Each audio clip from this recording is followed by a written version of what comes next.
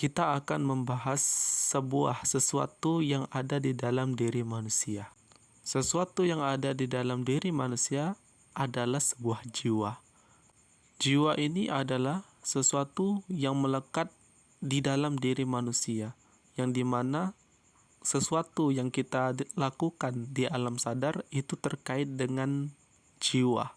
Kesadaran manusia sangat identik dengan jiwanya. Berkaitan tentang jiwa, kita akan membahas pemikiran dari seorang filsuf dari tokoh Islam yaitu Ibnu Sina. Ibnu Sina atau Avicenna yang dikenal dari barat adalah seorang filsuf yang disebut sebagai bapak kedokteran. Beliau berasal dari Persia. Dalam riwayat, ketika beliau berumur 8 tahun, beliau sudah mampu menghafal Al-Quran 30 juz. Sejak kecil, ia telah menunjukkan ketertarikannya dengan ilmu filsafat, sehingga di waktu beliau mempelajari sebuah pemikiran dari seorang filsuf dari Yunani yaitu Aristoteles.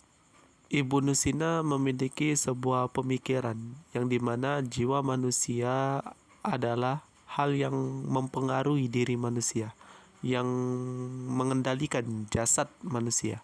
Baik dan buruk jiwa manusia itu terkait dengan sebuah pengetahuan yang didapatkan dari panca inderanya.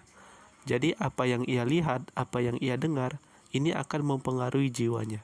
Jika hal-hal yang masuk adalah hal yang baik, maka jiwanya akan baik, dan juga sebaliknya. Jika yang masuk adalah perkara-perkara yang buruk, maka jiwanya akan terganggu. Jiwa sangat berpengaruh bagi sebuah kesehatan. Bahkan Ibnu Sina berpendapat bahwasannya jika ada seorang yang memiliki penyakit yang tidak mampu disembuhkan oleh medis, maka jangan diberitahukan kepada seorang yang memiliki penyakit ini, karena itu dapat mengganggu jiwanya. Kuat dan lemah jiwa seseorang itu disebabkan karena dua hal. Yang pertama karena akalnya, dan yang kedua adalah hatinya.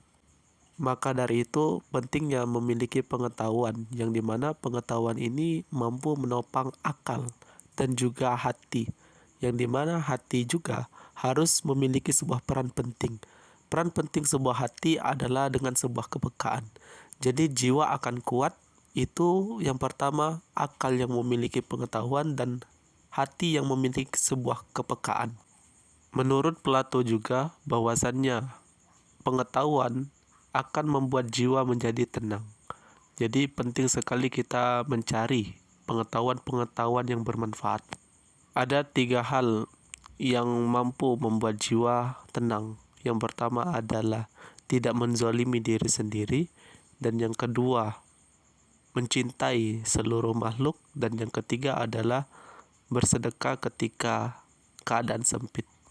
Tidak menzalimi diri sendiri maksudnya adalah tidak melakukan sebuah kemaksiatan, yang dimana kemaksiatan, kalau kata Nabi, ini mampu menutupi hati, sehingga hati akan menjadi gelap jauh dari sebuah hidayah.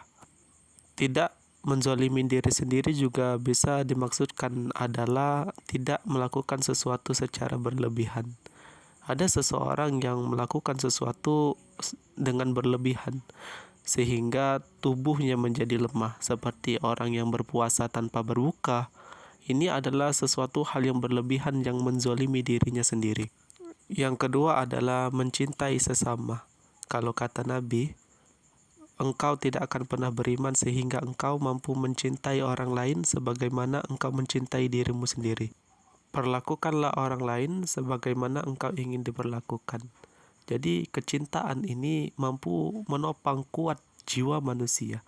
Jika manusia tidak memiliki cinta di dalam hatinya, maka ia akan sama seperti hewan, seperti binatang buas. Jadi tumbuhkan kecintaan di dalam jiwa ini akan mampu menguatkan jiwa kita menuju hal-hal yang positif.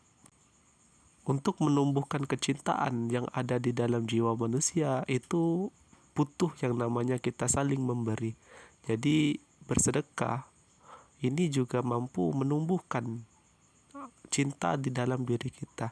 Yang dimana yang ketiga, untuk membuat jiwa kuat adalah bersedekah di waktu sulit. yang dimana meskipun kita dalam keadaan kesulitan, kita masih berpikir tentang orang lain, sehingga ini akan mampu menciptakan kecintaan kepada sesama. Lakukanlah ketiga hal ini, maka jiwamu akan tenang dan jiwamu akan memiliki sebuah kekuatan untuk menopang jasadmu menuju hal-hal yang baik. Mungkin sampai sini saja pembahasan admin di video kali ini. Kepoin terus channel admin karena masih banyak sekali tentang filsafat yang ingin admin bagi di sini. Saya admin undur diri, selamat bertemu lagi di konten-konten selanjutnya.